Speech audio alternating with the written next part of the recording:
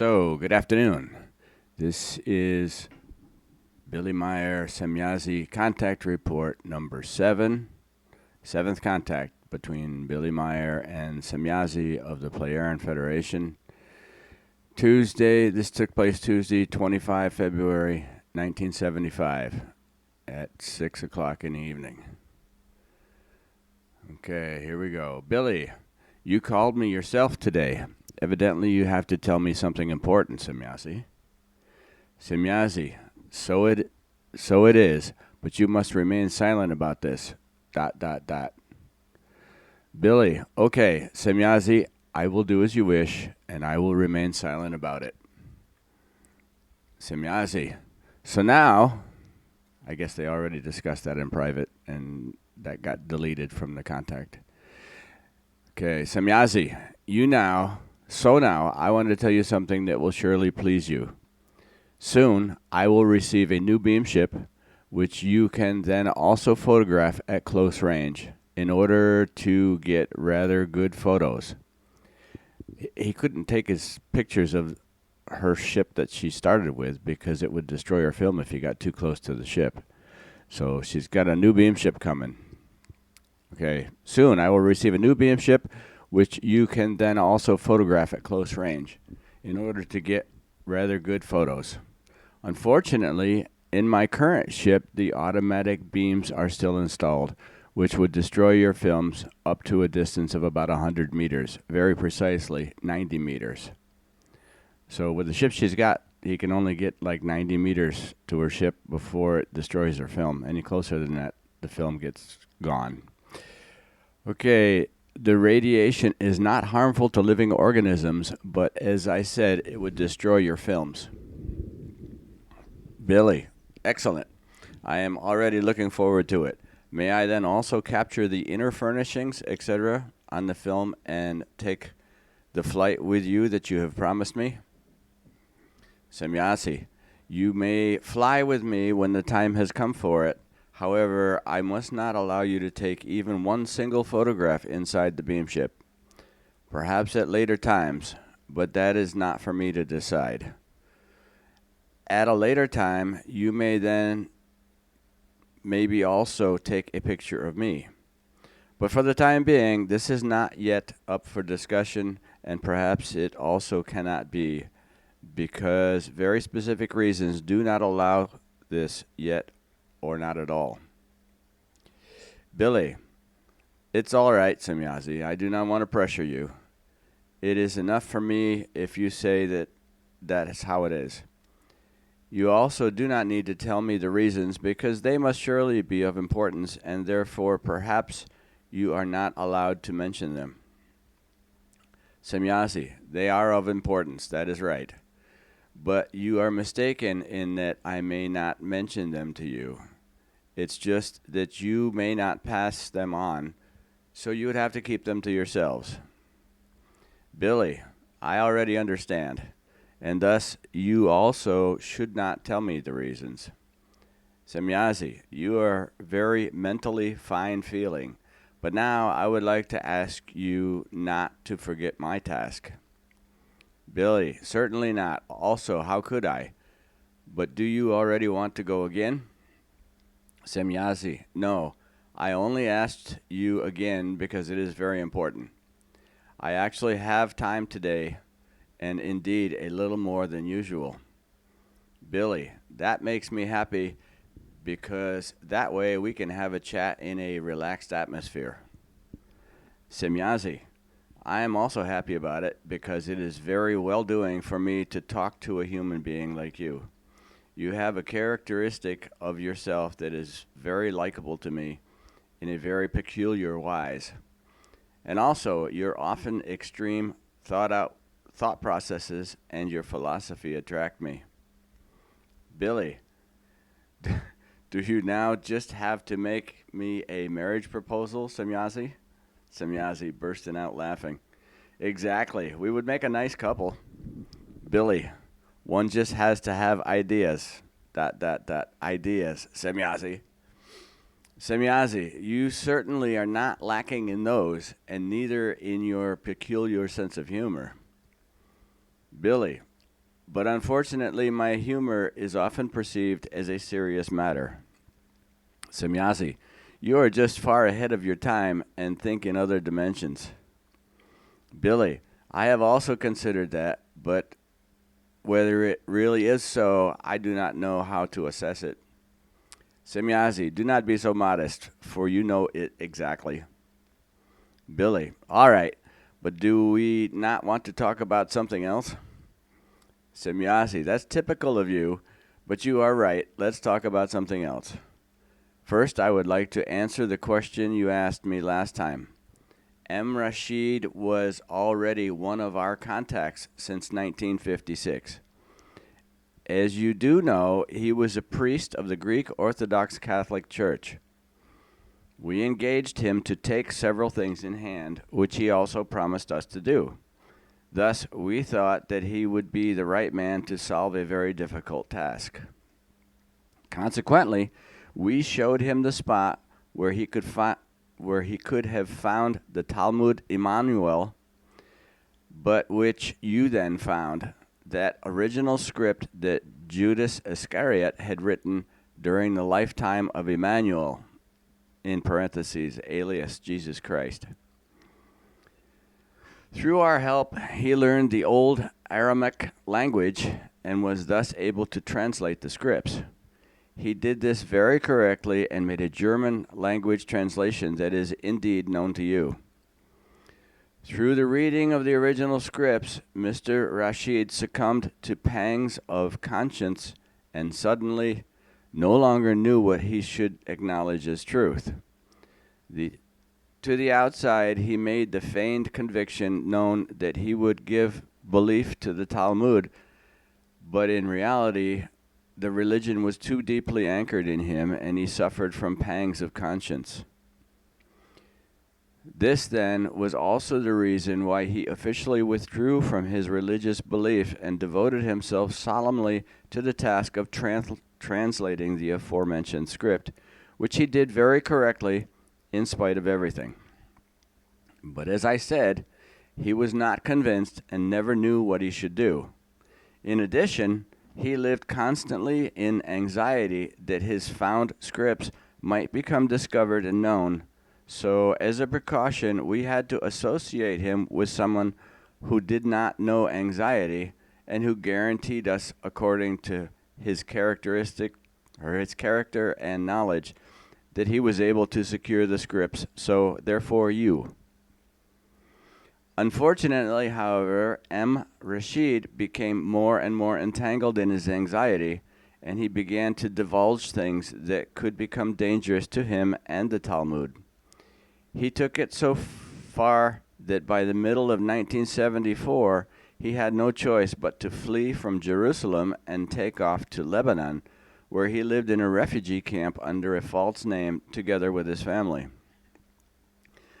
But he then also had to flee again from there and left the country. His anxiety, however, was to blame for the fact that he locked all scripts in a wooden wall where they were completely destroyed by a fire just a few hours later when Israeli military invaded. Therefore, it was his fault that everything was destroyed. But actually, it is also our fault because we trusted him too much and expected too much of him, whereby the most valuable evidence could be destroyed, which could ever have revealed the untruth of the Christian and all other sects and religions connected with it. But there still exists more than a quarter of the script in its German version, and it will also, in this way, be sufficient to bring the truth to light and free the human being from a deadly delusion. Billy, so this is how things are. Semjase, sure. Billy, what is M. Rashid doing now? Semjase, we broke off all contacts with him when he fled with his family from Lebanon and left the script for destruction. We only know that he was most recently in Iraq. From then on, we were no longer interested in him. He and his family have gotten lost somewhere in the world, just as he has also lost his real name. Billy, was it Was what is that supposed to mean again? Is his name not M. Rashid? Semjase, no, because only his cousin is called by that name. I do not want to mention his real name officially because perhaps he is now using it again, and just as he did as a priest. Despite everything, we are not hostile-minded toward him and do not want to cause him any difficulties. That is why I do not want to mention his name openly. Billy. All right, Semjase, I also do not want to know it. Semjase, you are not curious at all, although you know the real name. Billy. Otherwise, now and then I am indeed, but when I do not want to be, then I just am not. With your allusion, however, do you mean the real given name or first name that begins with an I? Semjase, you are honest. Yes, that name is meant. Billy, thank you. But were you also honest when, during our last conversation, you kindly positioned me under the fourth main stage and the fifth substage? That's the stages of the human existence. She put Billy in the fourth main stage and the fifth substage. I find that somewhat pompous and fantastic for me. If I let that be published, then I will be insulted as being a megalomaniac and a liar. Semjase, do you think then that I am lying, as you call this? Billy, not directly, Semjase, because I would rather like to put it this way, that you are perhaps so kind as to swindle me. Semjase, I have no necessity for such kind of things. I am not lying to you, and I am not swindling you. So such things are really far from me. Just let your fellow human beings insult you as a liar or megalomaniac, since it will never hurt you. The most important thing is that you are very much ahead of your time and all human beings, and that you actually have to be included in the above mentioned stages. This alone is important because it is your advantage. You know very well that you appear to yourself as a stranger in this time and in this world. In this, you have the best proof that your placement is correct and that it is no bad or friendly joke. Your spirit and your knowledge, as well as your consciousness, are very far developed in relation to the spiritual teaching and spiritual concerns, and nothing like them can be found on the earth. Yet this is an unsolved mystery for us. Billy, should I now laugh, cry, curse, or be grateful? Semjase, none of all. You just have to accept the fact, nothing else. Billy, I give up. Otherwise, I may end up going crazy. Semjase, a life form with your spiritual and consciousness-based state can no longer go crazy so easily, unless evil external Gewalt is used. Billy, well, then not. I really give up on it. Semjase, you will not do that because you yourself know very well that it is actually as I say.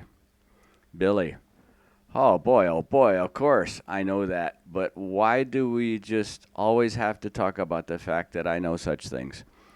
I happen to know it, and that should be enough. Semjase, do not get agitated because I know how difficult you often feel because you cannot talk to any human being about it. You are therefore also lonely in this world. But you can talk with me about everything because I understand the sense of your words and thoughts. Get used to it, then you will no longer get agitated. Billy, thanks. I will try it, even though it will be damn difficult. Semjase, I think that I will go now.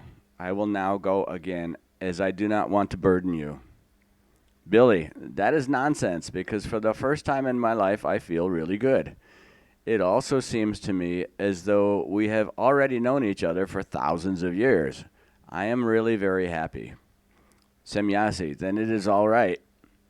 Should we talk then about something else, or shall I tell you more about the history of mankind, of humankind? Billy, that can still wait because due to our battle of words, I have come across entirely different thoughts. Semjase, as you wish, I will not tell you what to do. Billy, if others had even just a small portion of your intellect, then life would often not be so difficult. But let's not do that now because I really have a question. I deal a lot with parapsychological problems, and there I often come across things that present me with enormous mysteries. But on the other hand, I know some people by name and reputation who hold some kind of doctorate or even professorship or parapsychological degrees. In long winded speeches, they often try to make some parapsychological phenomenon plausible to the layman, whereas I often call these explanations acute, crazy ideas and even idiocy. Idiocy. Because they cannot demand any understanding from me.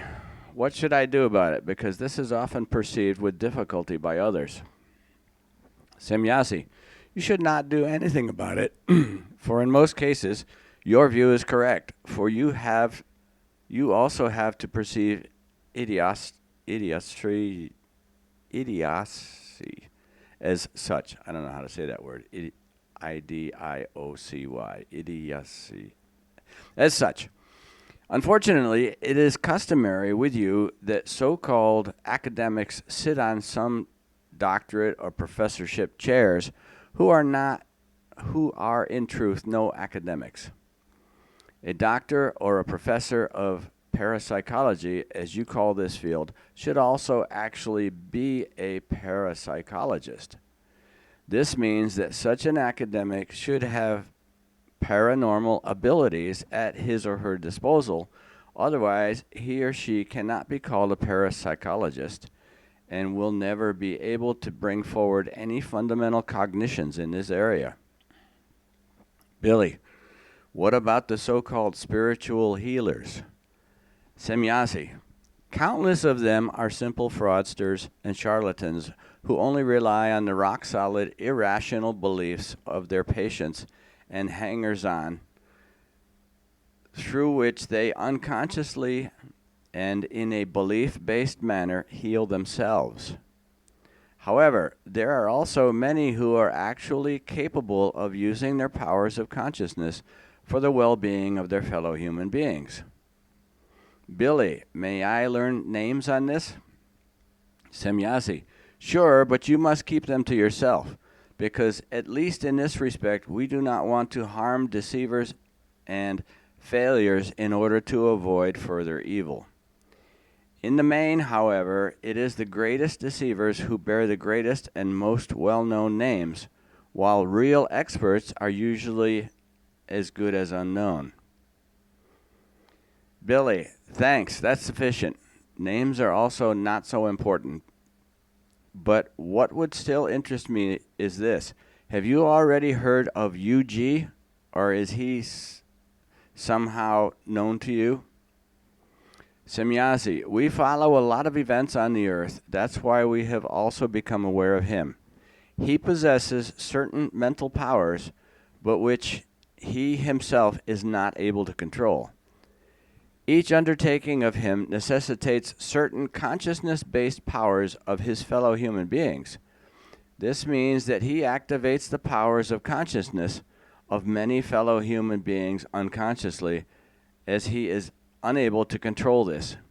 And these human beings then also unconsciously assist him in his undertaking. His own consciousness-based abilities would not be sufficient for an undertaking. Billy, that's what I have suspected. Semjase, do not be so modest, because I know that you have met the very core of it. You always present yourself as more unknowing than you are in truth. Just why? Billy, so without his dear fellow human beings, he would be a nobody and would not be able to apply his minimally developed abilities. However, to your question, I do not wish an answer. Semjase, sure, that's how it is. So then, if you do not want to elaborate on my question, then so be it. Billy, I have had a presentiment of that. I mean, with regard to U period, G period. I don't know who UG is, and maybe I'm not supposed to know, but anyway. Semjase, you have known this. Billy, okay, I have known it, and I also think that I know that UG is a deceiver in this matter because he claims that he was staying in a UFO. In my view, he first became aware of UFOs in America. Semjase, here too, you have deducted exactly the right combination because he has never even come close to a beam ship, nor has he ever entered one. However, he already heard about the UFOs in Israel and not only in America, as you assume. But very many human beings already know that he is a beam ship deceiver, and that's why his name is on many people's lips. We can therefore name him here without hesitation. U period, G period. Just give his initials, I guess. Billy, is that not unfair? Semjase, no, because he and his manager are willing to publish deceitful contact reports, which can be seen here to be untrue by mentioning his name. It is, in fact, already enough that certain deceivers like George Adamski and Kay Michalek and so on have driven many human beings into delusion and misery. Billy, as you wish, but now I have brought along a whole list of questions that were presented to me and for which I am to ask you for answers. Semjase, are these questions from your circle of friends? Billy, yes, but these are also questions that often occupy myself. Semjase, very good, then ask. Billy, the most frequently mentioned question is whether I may also bring along friends of mine and so forth to our meetings. Semjase, that cannot happen, unfortunately. The reasons for this are well known to you. If I would allow that, then we could totally, officially turn to the whole of humanity. We could show everybody, I guess, is what she's saying. She says, if I'm going to show a couple of people, I may as well show the whole planet. However, I have already talked at length about the fact that we are not yet doing this or will ever do so. Billy, sorry. Semjase, I only gave you an answer to your question. Billy, the apology is not for me, but for all those whom I have addressed the question to you. Semjase, of course, I should have known that. Billy, my next question deals with the earthly human races. We have here yellow, red, white, brown, and black human beings. How does that come? Why is there this color differentiation? Anyway, why is there this color difference? Semjase, this actually belongs in the history of Earth humanity, which I wanted to continue to tell you. But I want to answer the question already now for you, and I can spare myself these remarks later.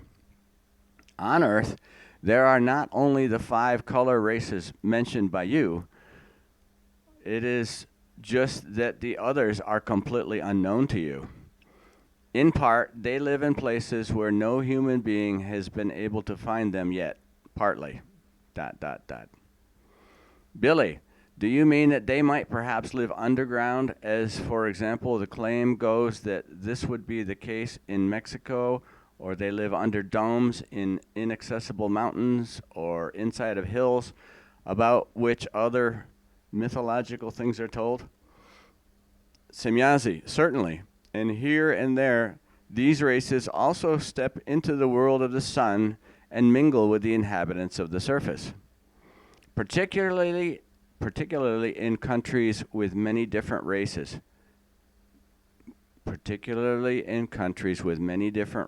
They do not attract attention and can move about unencumbered, especially if they veil their faces in the way customary in the country. It gets already more difficult if the color of their face is very noticeable. So, for example, bluish, who ... So she's talking about people with blue skin. Billy, live in the Indian area, yes? Semjase, you know this? Billy, I have eyes in my head. And Billy traveled all over the Far East when he was a younger fella. Semjase, of course, but you have outrun me once again. But further, I wanted to say that some differently colored races already became extinct a long time ago. But in the same way, they are all the product of the celestial suns, i.e., they were begotten of them, just like the earth races still existing today. The celestial sons, or starfarers, as we want to call our forebears, were at home on many different planets of the stars, in a different space-time configuration or far away from the Sol system, whereby the planets were fundamentally different in climatic terms. Hence, they also produced other races which were able to adapt to the climate from the beginning. Due to the climate conditions, also a corresponding skin color developed, of which there are innumerable in the universe. Their body sizes were also different because depending on the gravity of the planet in question, they ranged from only 50 centimeters tall up to several meters. A meter is 3 feet, just for giggles. There were and are even beings which you call gigantic ones, giants or titans, and such Wesson too once endued the earth with life. Endued the earth with life. They too produced offspring here, but they were gradually exterminated because they were usually very malicious and exercised tyranny. She's talking about the giants. The different color races of today are thus descendants of our variously colored forebears, who came from different planets of foreign stars. Billy, so then today's human beings on the earth were not actually created on the earth alone, and they neither are descended from the apes? Semjase, do you actually believe in this ape-human being theory? Billy, I'm not stupid after all. My intellect tells me something different than the crazy brain of Darwin, who has brought this horror tale to the world and fraudulently underpinned it with falsified bones of apes, which to this day has been concealed and kept secret by the responsible persons. Semjase, I didn't regard you as stupid, ... Billy, I did not mean it like that. It's just a saying to explain what I am perceiving. Semjase, oh, I see. Well, you are right with your view that the human beings of the earth are not descendants of the apes. They were partially begotten by our forebears, who also mixed themselves with earth beings who were simply called Eves at that time, Eves. The earth beings were called Eves at that time. A designation that means nothing other than ...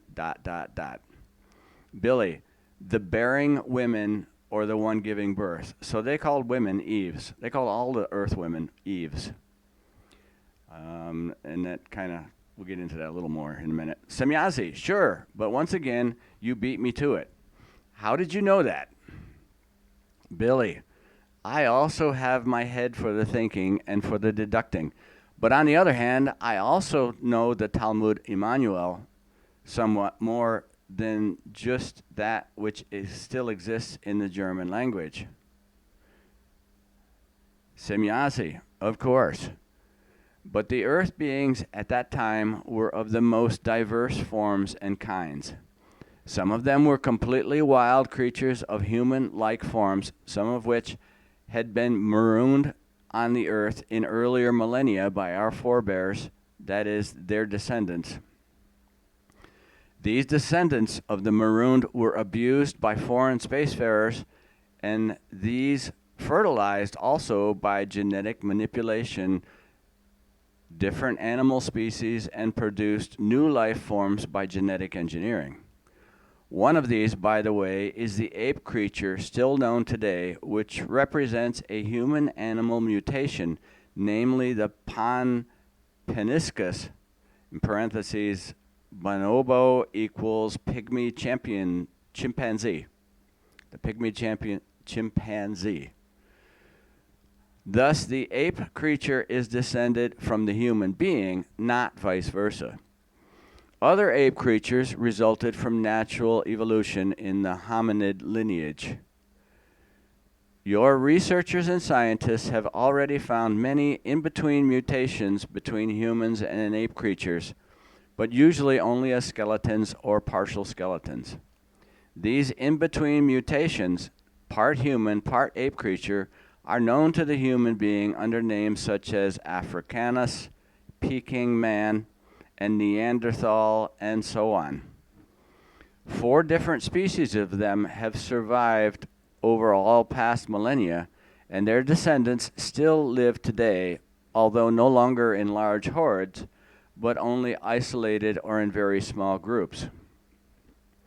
They are so wild and shy that human beings will hardly ever see them. The human beings have coined special names for them, Yeti and so forth. So that's where Yeti and Bigfoot and whatever come from. I guess they were genetic manipulations by the player and forebears and our forebears. The Eves, which is the Earth females, the native Earth females, the Eves were, besides Earth-created hominid living creatures, nothing more than very wild descendants of those marooned thousands of years ago, from whom at that time any tools were taken away. So the ones that got marooned here, they were treating the Earth as a prison planet, and they dumped a bunch of people here and took away their technology. She said that earlier. They were like wild animals that lived in large hordes. When our forebears finally settled on the Earth, they broke a strict law and inflicted Gewalt on these Wesen. This means that they cast their spell on the female Wesen, who, despite their wildness, were somewhat beautiful, and mated with them. From this, the first higher developed forebears of today's human beings emerged. So the aliens mating with the Eves, the Earth women. It sounds like a Star Trek movie. Anyway, they were called Adam in the old language of the forebears, which means human being of Earth. For the first of them, this designation then remained as his name, and you still use it today. She's saying that's where Adam and Eve came from in the Bible. But since our forebears were mixed races of different colors and sizes, they, of course, also produced different colors and races of different sizes, completely according to their characteristics. The smallest ones were 50 centimeters tall, while the largest and most vicious ones reached some 12 meters.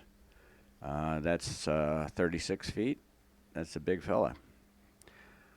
Okay, and in this report, there's a couple of articles saying basically what she just said, that, humans didn't come from apes, it's the other way around. Okay, their appearance was also varying, and some type of them were only remotely reminiscent to human forms. They were left to die out or were killed if they were too vicious. In many cases, they hid themselves in far remote areas and survived for thousands of years, as their average age was about 1,500 years. But little by little, they also became victims of the time or of the human beings. The last of the vicious ones, whose life was ended with Gewalt something, died a little more than 230,000 years ago. Today, according to our knowledge, only 7 such Wesen of the old human life forms still live on the Earth, where they remain so well hidden that they will certainly never be found and will one day die a peaceful death, and that without descendants, because they have become too old and passive for propagation. More common than these gigantic ones, Titanic and Cyclops, as you call them, were the simple giants. They often served great and powerful, power-greedy rulers.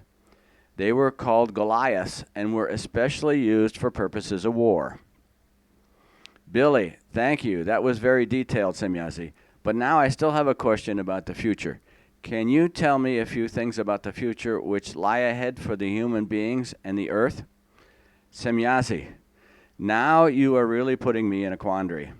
For many things, it is good to know them in advance.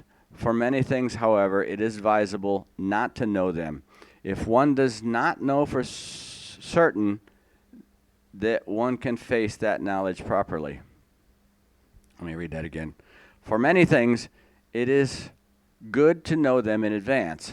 For many things, however, it is advisable not to know them. If one does not know for certain that one can face that knowledge properly. In other words, a lot of us couldn't handle the future if we knew what was coming. I may well entrust you with what the future will bring for you human beings, but for the other human beings, that is without doubt a dangerous imposition. Billy, I actually do not want to know every detail, but just individual things from a general point of view. Semjase, nevertheless, I have to think about this first and also consult with the others. Billy, of course, Semjase, I don't want to tempt you into something that would not be right for you. Semjase, that would not be so easy, but still, I thank you. We have found exactly the right human being in you, and I am very happy about that.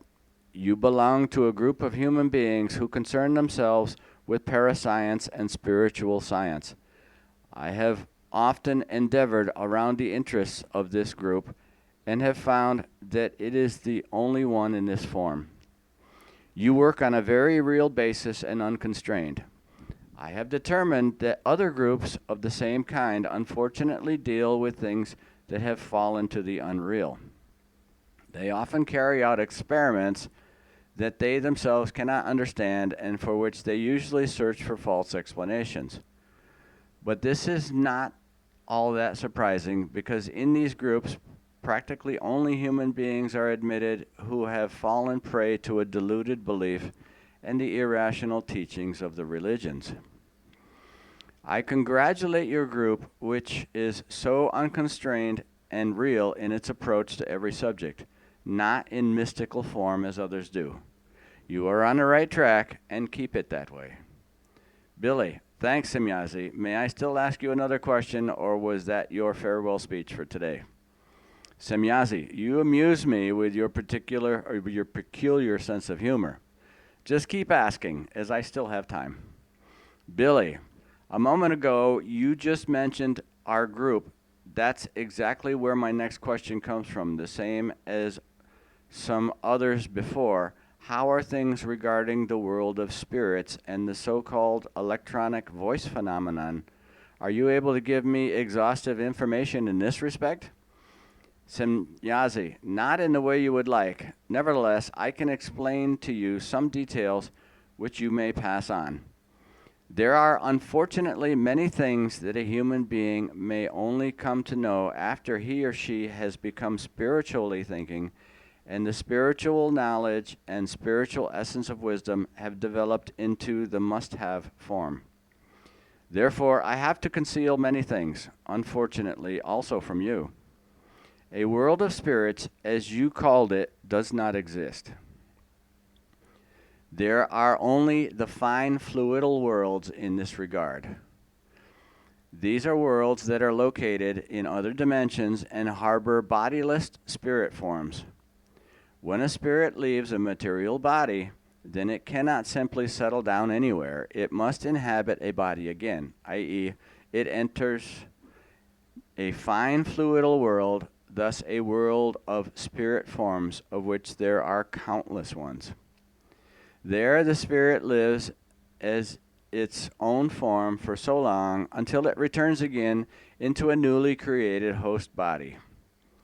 Billy, aha, that means that the spirit will, as a human being, not always have the same material body and not the same personality, if I understand it correctly. Because you just said a newly created body. Right. Semjase, right. This means that every spirit form normally has a residence body that is specially tailored to it, in which it lives through its life in material form. Over an entire main period, one can thus observe that the facial features of the host body are not always alike and that they therefore change very noticeably. This applies until a high spiritual level is reached. Not with very low, but with very high spiritual levels, the faces of all host bodies of the various spirit beings begin to resemble each other. So, when a guest body has died, then the spirit leaves it and normally enters a fine fluidal world. There, too, it has to live through certain periods again before it can call upon a host body anew. But if a host body is due to some circumstances destroyed with Gewaltsamkeit, I guess that's, yeah, if they're murdered, I guess, and prematurely, before it is brought to life by the spirit on the 21st day, then it can happen that the spirit in question does not, as soon as possible, look for another host body and inhabits it, but that it remains in the realm of the other world. So they're saying that, what she's saying is that when you're pregnant, the spirit doesn't enter the baby until the 21st day. Anyway, so if something happens to the baby or the woman in the first 21 days, the spirit does not inhabit it. It doesn't necessarily look for another body. It remains in the realm of the other world. So it will not then penetrate into bodies that are already occupied. Therefore, this will not have as a consequence that two spirits live in a single host body and cause serious confusion. There are thus no possibilities for that. So the normal process is that the spirit re-enters the fine fluidal world and in turn, while learning, spends another period there. Billy, this is roughly in line with my imaginations, although not that precisely. But how about that? Are we able to enter any kind of connection with this overall consciousness block belonging to the spiritual being in a fine fluidal world? Semjase, sure, but that is not recommendable. The overall consciousness blocks which enter fine fluidal worlds, like the spirit forms themselves, are no further along in their knowledge than they were in their material life. Untruth and lies are very deliberate deception. Untruth and lies and very deliberate deception are still characteristics of them as well. So even the spirits that have passed on, they'll lie to you or they're whatever. Therefore, the materially living ones should not want to get in touch with them because they could be lied to on a large scale. It would be better for the living ones to increase their knowledge through their own consciousness work than to aim to acquire it in this way, because in many cases they would only be led into the unreal. Of course, there are also overall consciousness blocks that would be able to respond in an honest mentality. However, there are few of them, and they live in higher spheres because they are further developed consciousness-wise. On the whole, however, there are few human beings who can enter into connection with the deceased, as you say. Although you have large spiritualistic circles on the earth, these are often nothing more than deception. Many mediums are only quite good actors and indulge the desires of their acting drives. A fact that unfortunately can only be proven by earth humans with great difficulty. But on the other hand, there are also those mediums who imagine tremendous things and then imitate these in a trance state in all perfection, whereby a deception takes place again. In this process, their power of imagination often extends so far that they can tell factual things of other human beings from the past or the future and can even imitate their voices in all perfection. But also, not to be forgotten, are those mediums who are exploited by some Wesson of other dimensions just for fun or maliciously.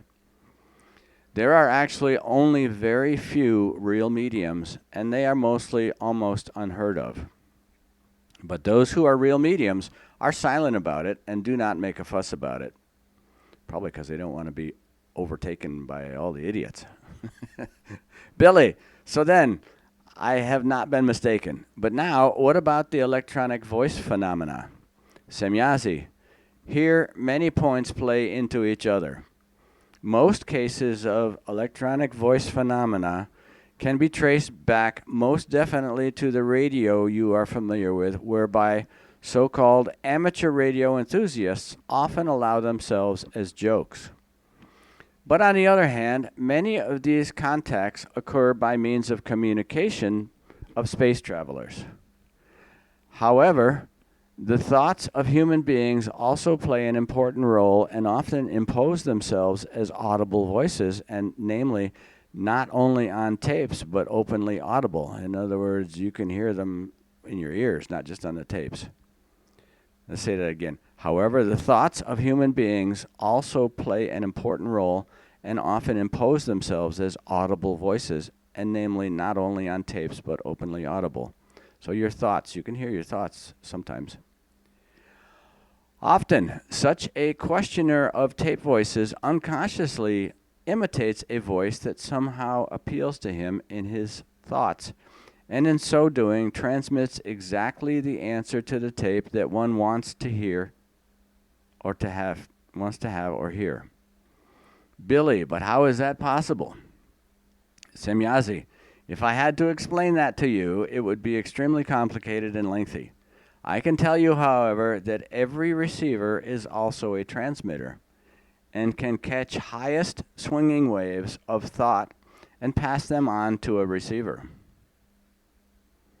Billy, so then electronic tape voices would not at all be phenomena of another dimension or world of spirits. Semjase, that is not entirely correct because, hang on a second.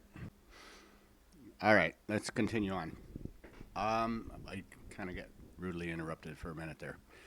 Okay, Semjase, this is not entirely correct because just as there are genuine mediums who are able to enter into connection with other dimensions, there are also genuine electronic tape voice phenomena that really come from overall consciousness blocks of various fine fluidal worlds. However, there are just as few of these as genuine mediums. Unfortunately, there is a lot of deception and charlatanry in this area as well, which is attributable to the desire to show off and so forth of the human beings. The electronic voice phenomena, EVP, known on Earth, are, as a rule, only based on retrievals from the storage banks, the Akashic records, and are valueless and meaningless while the genuine recordings are kept secret. Billy, thank you, Semjase. You have really helped me an awful lot. Semjase, for today it must also be enough because the duty calls me again. Unfortunately, I still have to tell you that I cannot come here for the next 24 days because I have a long journey to ... In parentheses, please do not mention the place, since a certain task is incumbent on me which has been assigned to me. Billy, what a pity, Semjase. But with that the case, may I still ask you one or two questions since I will not see you for so long? Semjase, sure, just ask. There's still enough time for that. Billy, thanks. So far, you have never told me where you actually always stay when you are not carrying on conversations with me. Are you allowed to give me information about this?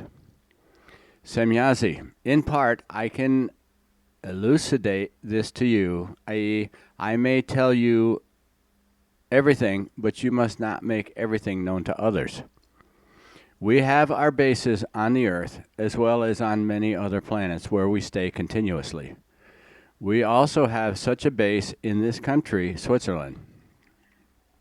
It is located high up in the mountains near ...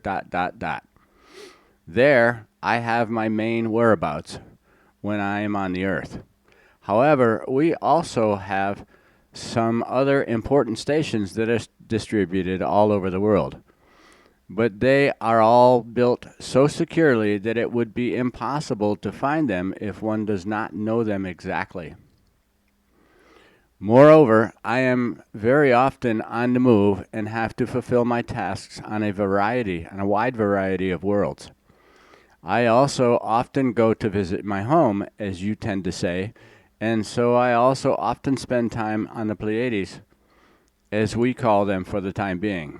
They call them Pleiades for the time being, but technically the Pleiades star system is all new stars and it's too hot. It's inhospitable. They're actually a little beyond the Pleiades. That's why we call them Pleiaren. You'll hear that later. Okay. She says, I also have to go to visit my home, as you tend to say, and so I also often spend time on the Pleiades, as we call them for the time being. Billy, can we have a more detailed talk about this at a later occasion? Semjase, of course, except many things will be meant for your ears only.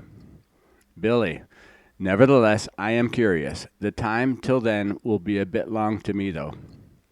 Semjase, I will remain in thought connection with you.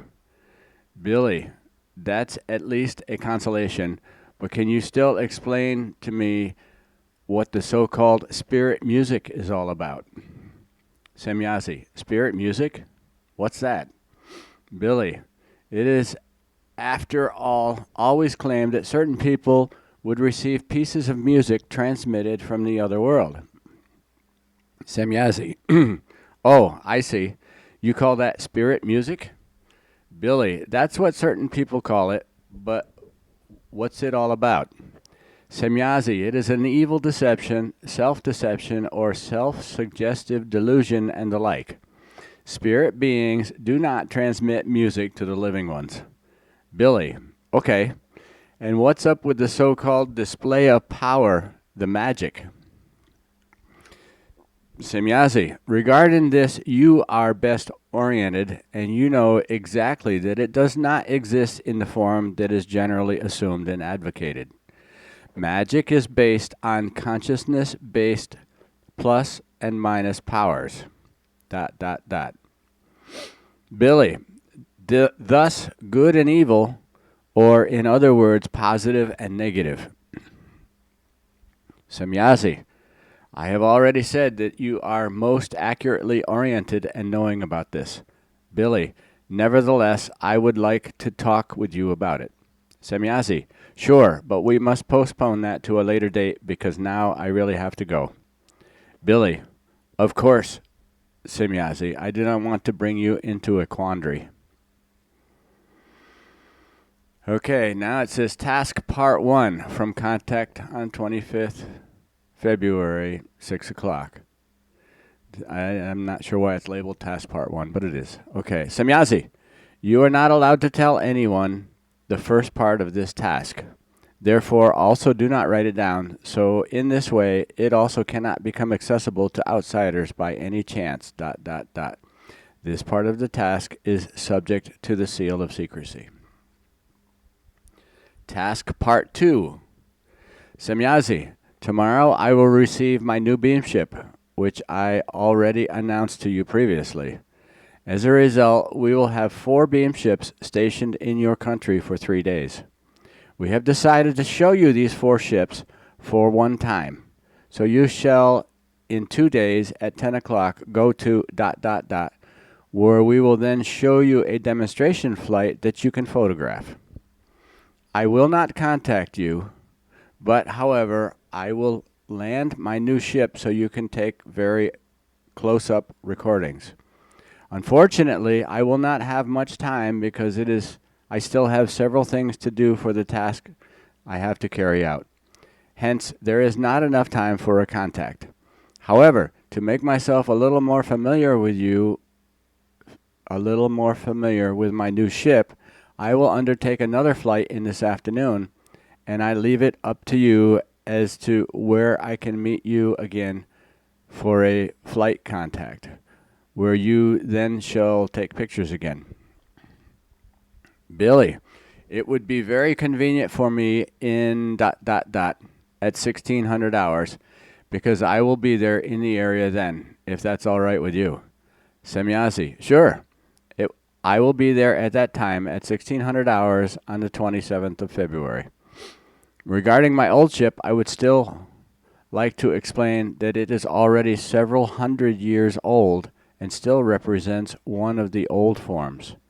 These old ships are still built according to the principle of corrugation, a form that has found application with us for reasons of stability.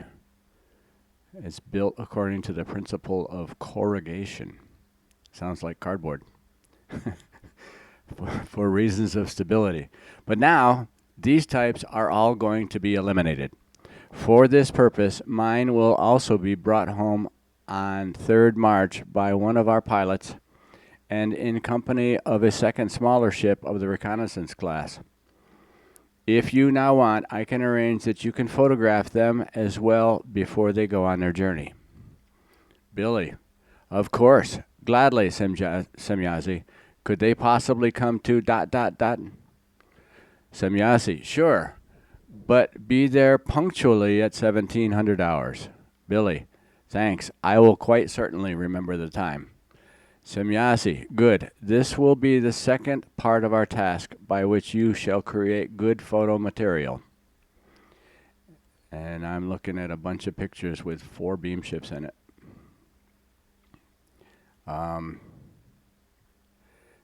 Task part 3. Semjase, as the third part of the task, I would like to ask you to pass the following on to the relevant authorities, but bearing in mind that for the time being, these cognizances are with their full implications not intended for the broad spectrum of the public. You know the path to take. It leads via Mr. Carl Veit, whom you had supplied with your contact reports. He is and remains the determinative person who shall positively spread and transmit the news. However, in the last few days, I had to realize that Mr. Veit was very shaken after receiving the reports and was befallen by doubts. Unfortunately, he is also bound by things that are religious. This is due to the fault of certain alleged contact persons who were able to influence him cheatingly. Even his closest relatives and countless friends have thereby been affected. Nevertheless, Mr. Veit will have to triumph over himself and acknowledge the truth. His rationality will have to triumph, for his sense asks for it. It is at your discretion whether you want to tell Mr. Veit my comments in this regard, which would, however, be appropriate. He is known to us as an honest thinking and honest acting human being, and he appreciates honest openness. Therefore, as the most rational one of all in terms of spreading the truth, I have also mentioned his name to you, even though, for reasons known to you, we cannot enter into personal contact with him. But you should stand between him and us as intermediary in the sense that you convey our messages to him, and he takes their appropriate spreading to hand because they are very important and of great significance. Today's message is not intended for the broader public, but only for all those who are honestly conscious of our existence. Besides, first of all, however, for your governments and scientists. Create a group from your circles that will specifically only be dedicated to tasks of the kind as the following one will be. For this one and further ones are of immense significance for the continued existence of all life forms of the earth. The group shall have its field of activity in keeping scientists and governments from putting into practice certain things, research results, cognitions, and achievements that can bring death, depravity, and annihilation upon all life forms and the entire solar system. Today's message is this.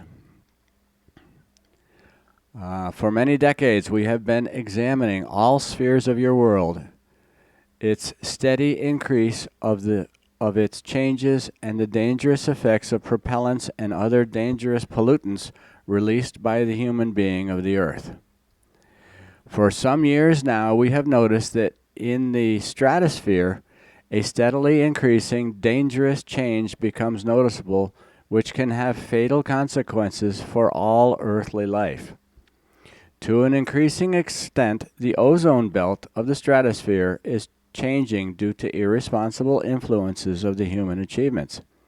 Various ozone-depleting chemicals rise as gas substances into the stratosphere and damage the ozone belt.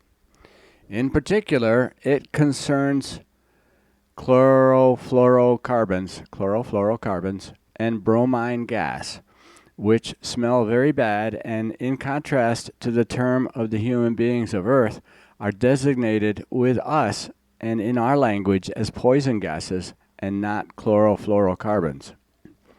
It is dangerous that these poisonous gases reach into the ozone layer of the Earth and slowly decompose it.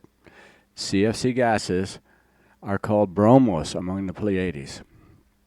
It is already damaged and destroyed at an average extent of 6.38%, a percentage that is already starting to be harmful and dangerous to all life forms, and that is able to cause mutative changes. I'm going to stick a note in here. This is 1975. They're talking about a hole in the ozone layer, long before we figured it out. Okay, this is a percentage that has been reached in as little as 60 years. In particular, it is the chlorofluorocarbon gases and the bromine gas substances that, along with many other pollutants, are slowly destroying the ozone belt, as I have already mentioned earlier. As a result, more ultraviolet radiation from the sun is able to penetrate into the atmosphere, which can damage all life forms. Above different areas, this ozone belt has already been dangerously impaired and has become varying in its protection.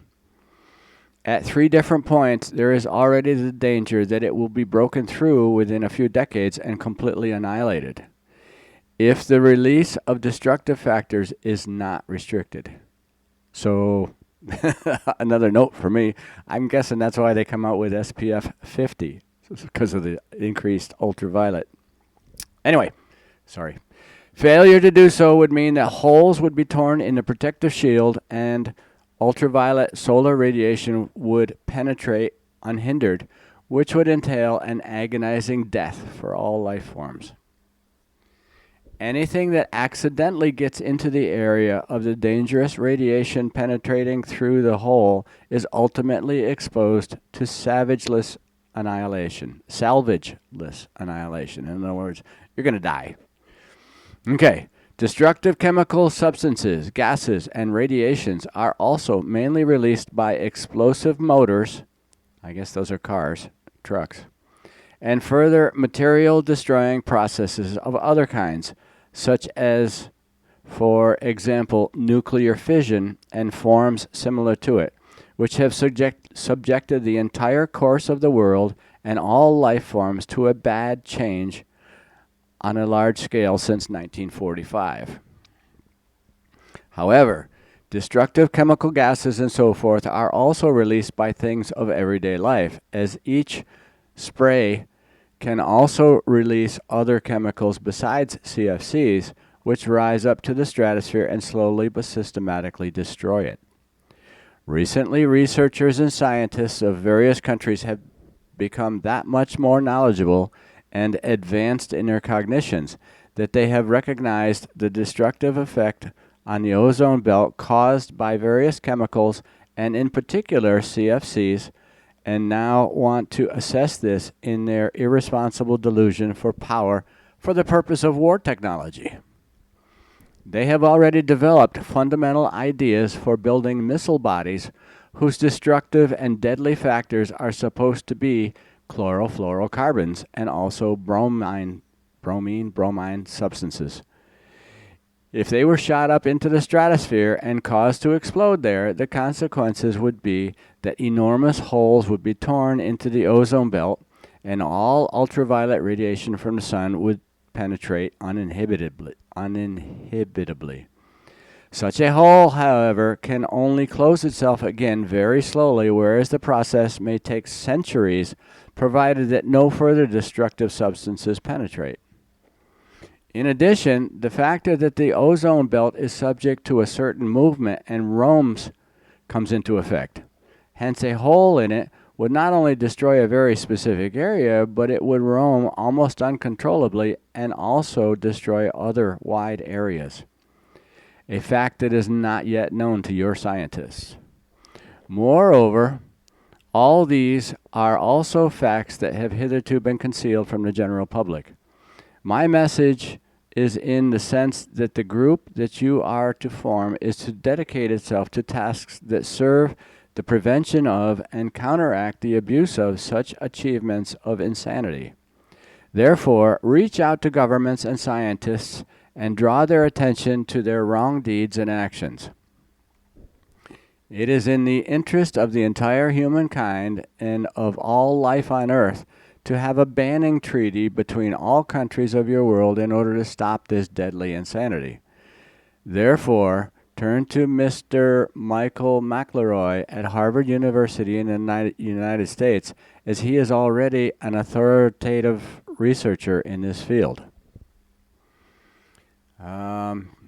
And this looks, now we're going to do a letter that they sent. They sent it to, let's see, Free Community of Interest for Hinwell, 26 February 1975. Parascience and Spiritual Sciences and Ufological Studies, and it gives their address. Billy Edward Meier. To all persons responsible in governments, universities, military, sciences, media, radio, and TV institutions, etc., of the earth in all countries. Appeal. All persons responsible in all governments, universities, military forces, scientists, media, radio, and TV institutions, etc., of the earth, and all countries are called upon to consider and take note of the following and to take logical measures of related form in order to avert the looming evil for the entire earthly life and for the nature and the planet. As man of contact with extraterrestrial intelligences from the star cluster of the Pleiades in the constellation of Taurus, I have been informed that the Earth and all earthly life are threatened by a catastrophe as a result of a progressing destruction of the ozone layer that inhibits the ultraviolet radiation caused by the fault of the human beings of Earth themselves, who damage and destroy the ozone layer in a rapid rate by the production and release of CFCs.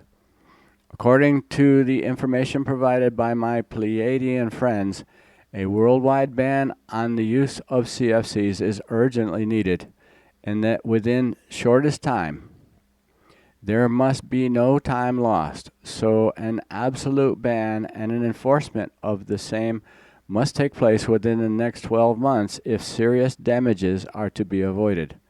According to the information provided to me, the ozone layer is already damaged to such an extent that health-damaging consequences will ensue for fauna and flora, and for human life. A fact which will have even much worse impacts if the use of CFCs is not permanently banned due to the human irrationality and greed, etc. The southern ozone layer above the polar region is already severely damaged, which is also the case worldwide regarding the entire ozone protective layer of the Earth, albeit only to a very minimal extent for the time being. However, this will change very quickly if the destructive CFCs continue to be used and released. If this continues to happen, then according to the information of the Pleiadians, it will result that by the year 1990, i.e. in only 15 years, the ozone layer will be destroyed and its protective function impaired to such an extent that gigantic holes will form in the ozone layers above the polar regions, and then further over the entire Earth, whereby all life will be endangered in its existence. For the human beings, skin cancer will increase in alarming proportions, as will blindness and eye diseases, etc. However, also the entire fauna and flora will be affected in their existence, from which the dying off and extinction of many plants and trees will only one of the many evils, will be only one of the many evils. In addition, allergies will become more frequent, as well as many diseases, along with new evils for which no healing medicine will stand in the way.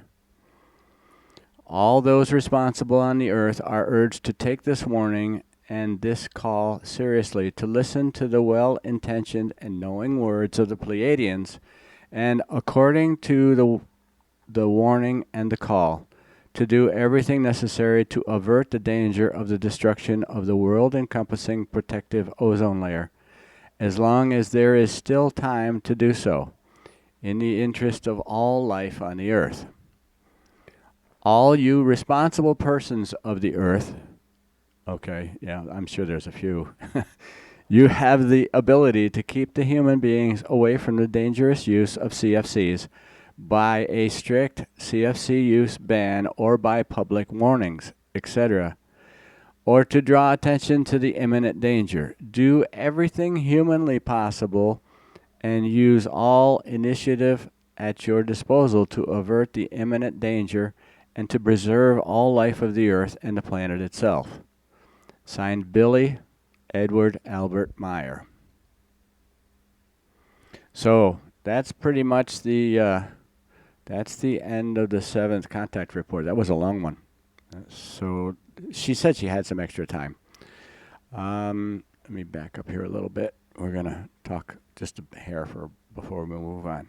So he was talking about they were talking about the destruction of the ozone layer back in 1975. And he said within 15 years it was going to be damaged really bad unless we do something about it. So I remember as a kid hearing about the ozone layer and whatever, but I don't know if we ever banned CFCs or not. But yeah, this was all on 25 February 1975. Billy sent out letters to everybody, Billy and his group. Okay, this contact report was translated by Benjamin Stevens again, and we do appreciate it, Mr. Stevens. Thank you for your time and your effort. And I'll post this as soon as I get a chance, and we'll go from there. Okay, have a great day. I know that's bad news, but it's already done. I mean, that was 50 years ago that he came out with this, was telling us about it. So I don't know whether we stopped it or whether it's still ongoing, but I'm sure we're going to find out. Okay, have a nice evening.